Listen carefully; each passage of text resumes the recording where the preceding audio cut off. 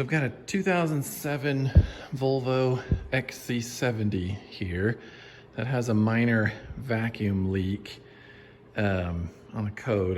I can't remember what the code is. I'll put it down in the description. But I couldn't figure out what it was, and I had it in the shop for some other things going on, and they checked it out for me and found out that the leak detection pump is leaking.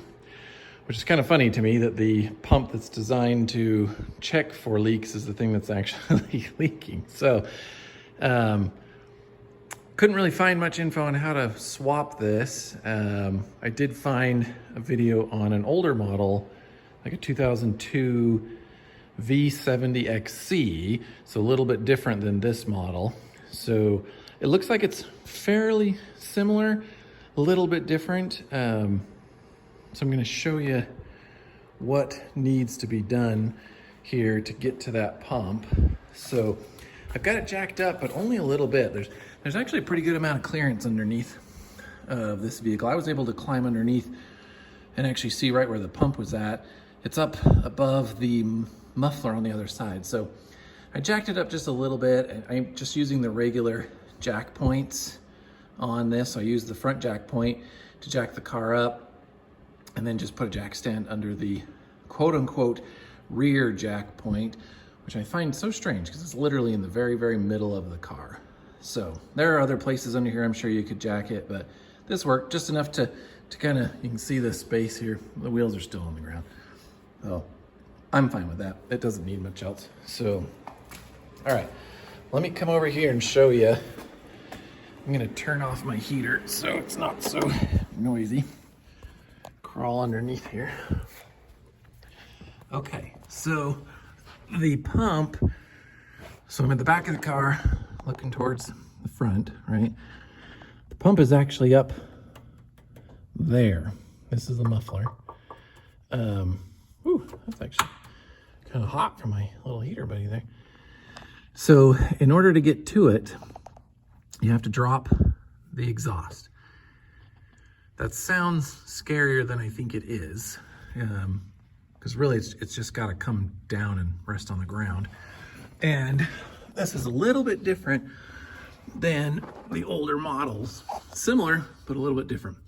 So you can see these two bolts here and here, or you took that one out. There's this little bracket right here that holds the exhaust there.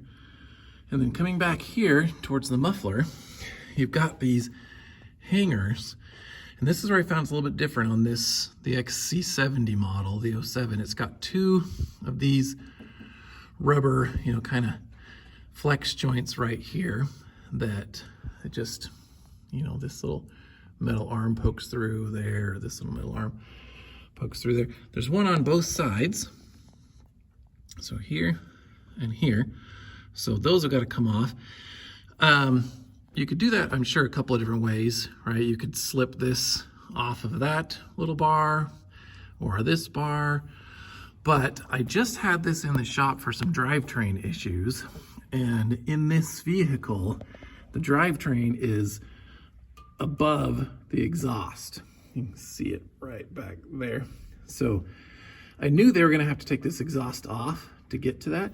So I was just looking, and it looks like it's pretty obvious to me that instead of taking these off here, what the shop did is they just took that bolt off right there. You can tell, see how it's got some signs of being recently removed.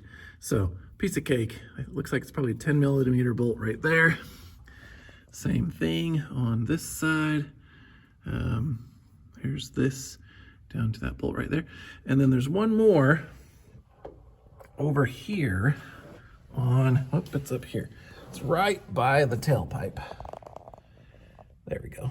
Sorry, that's a little bit washed out. Got my shop light going. Another hanger bolt or hanger thingy right here that I'll need to take off. And that one might just be able to slide it right off of the rubber. So anyway, so when that comes off, this whole exhaust should just come right down, which will give me access to this heat shield here, right? Sorry, I don't know if you can see right here, this heat shield, because the pump is right, goodness, it's hard to see, and I am sorry. That white and black thing right there, that's the pump. Yours may not be white and black, but it's right there. Looks like a couple of Torx bits. Sorry, trying to keep my fingers out of the way. Come on, focus. There you go. A couple of Torx bits up there. Looks like it's on a bracket of some sort here, but this heat shield is in the way. So, and it clips on with these little clippy things right there. So anyway, so we're gonna need to get this exhaust down so I can get that heat shield out of the way so we can get up into that pump. So shouldn't be too bad, honestly. Much easier than I thought, but I'll keep you posted. All right, this is what I've got. The P0442 evap emission control system leak, small. So yeah, after having the shop look at a couple of things for me, they ran some tests and tested a whole bunch of things and discovered that it was the leak control, leak detection pump that was bad. So P0442, or swap out that pump. Okay, got that hanger off. 2 10mm bolts. You can see it sitting on the ground back there, piece of cake. Came back here. These two here, that one right there, this one over there, they're off as well. Again, piece of cake, 2 10mm bolts. So now the only thing holding this puppy up is this one last hanger bolt here. You can see I could take the bracket off. It's got 2 of these bigger size bolts, I don't know, 14mm probably. I don't want to do that. That's a ways up there. I'd have to use an extension, and that's a pain in the butt. So I'm just going to try to get this off by pulling that hook through. You can see that the tip of that is clean. So my guess is that's how the shop did it as well when they were working on the drivetrain. So once I get that off, this whole thing, you can see how that moves, should just rest down. Okay, exhaust is down. I actually ended up taking off the bottom one here. That was not as easy as I had hoped. About as easy as I thought. Now be careful, because when it came out, man, it came crashing down, and I hope I didn't damage anything. That was my bad. So now, all right, heat shield. And we got to figure out how to get this heat shield off. Shouldn't be too bad. And then the pump's just right back up in there. So a couple of these things here. Yeah, we'll see what we can do. Okay, I got the heat shield down. That might be a bit of a problem to put back. It was really easy with just 2 little plastic nuts right here. And it just came out, but it sits underneath of this bracket. It slides underneath on this side, which is nice that it's not welded on. But without jacking the car up a lot more or being up on a lift, that was really hard to get out because I had to twist it and finagle it to try to get it out from underneath of that bracket. Now that bracket is held on here by this same bracket that holds that rear hanger bracket or whatever you want to call it. So maybe the better idea is to take that off, because then you can get this to at least kind of hang down out of the way, because it looks like it's riveted on this side. So you can't really easily take it off of that without messing with all this stuff here. So getting this back on, or getting this heat shield back on, might prove difficult. But anyway, there's the pump. And that makes it so much easier now to get access to. Looks like we got some Torx screws here on that bracket, but we should be able to get that out much more easily now. Okay, old pump is removed. See what's going right there. This hose and that hose and this connector.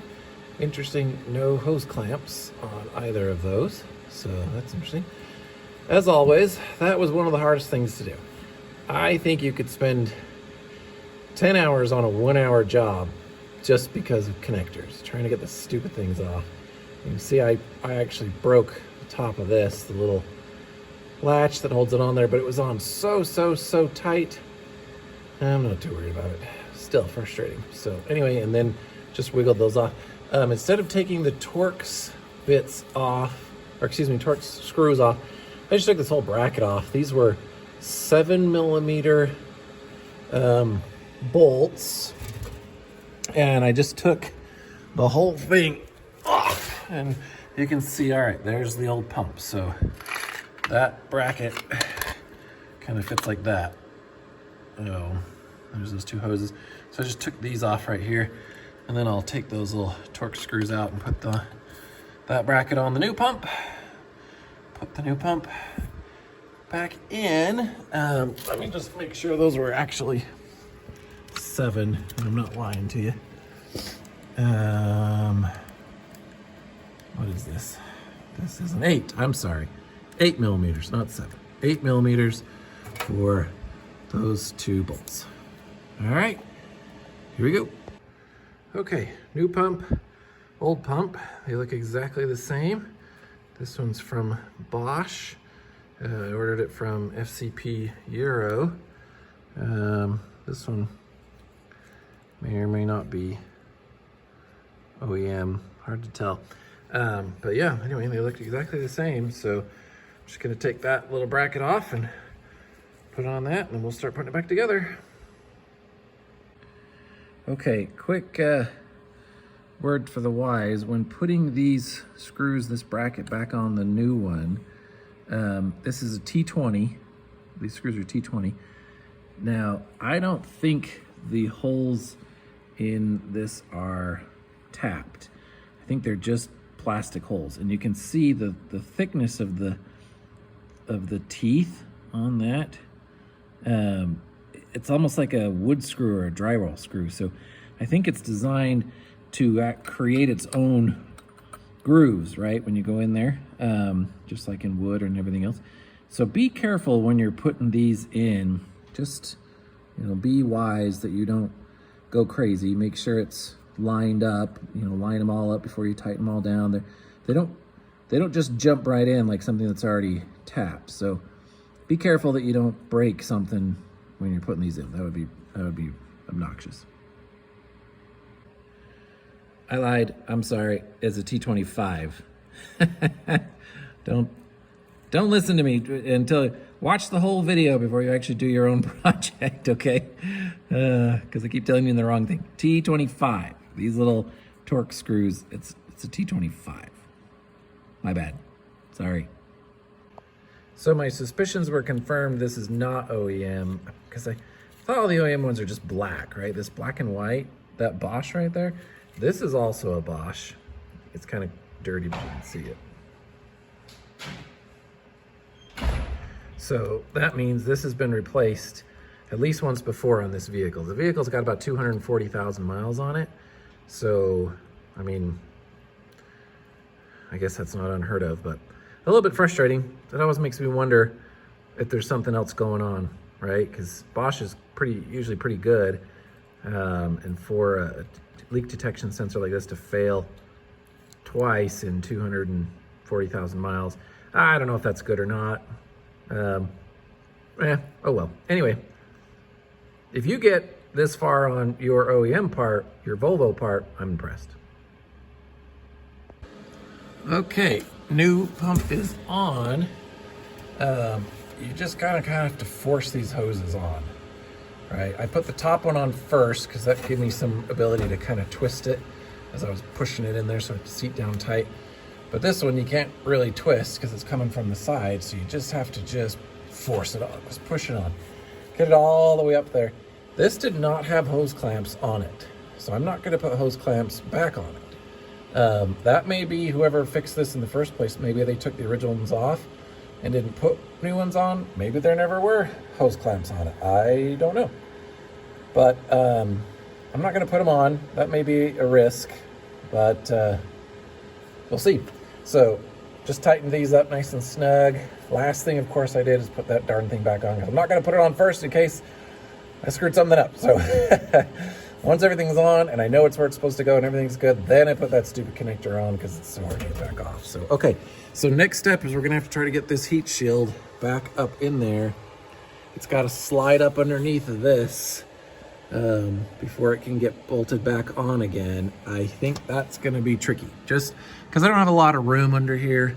I thought jacking the car up just a little bit would be enough, and obviously it's doable, but probably would be better if I had more room under here, but we'll see what we can do. Okay, heat shield is in. Sorry, I'm not showing you how I'm doing this while I'm doing it. I don't have enough hands to record and do it. So that wasn't too bad, not as hard as I thought it would be. This is the hardest part right here, is this lip. So you gotta get the heat shield underneath of that to fit up in here so that you can get these little plastic nuts on. Problem is I don't have enough room under here to kind of shift this around to get that underneath. If you had more room, if you could jack your car up more so you weren't like sitting right here on top of the muffler, then that would really help. So what I ended up doing, because the lip of this just gets caught right there on the lip of that. You can kind of get one corner under it, but you can't get the other under. And if you could just twist it around, it'd be great. But honestly, what I did is I just used a screwdriver and just kind of pried that open like that, and it allowed these two lips to just pop past each other. So really it wasn't too bad. Try to get it started under there as much as you can, and then just use a screwdriver to pry on it and pry on it until this side pops underneath, and then slide it up underneath and put your two little plastic nuts on, and that's good to go. Next step is to put the exhaust back. Okay, the exhaust is back up in.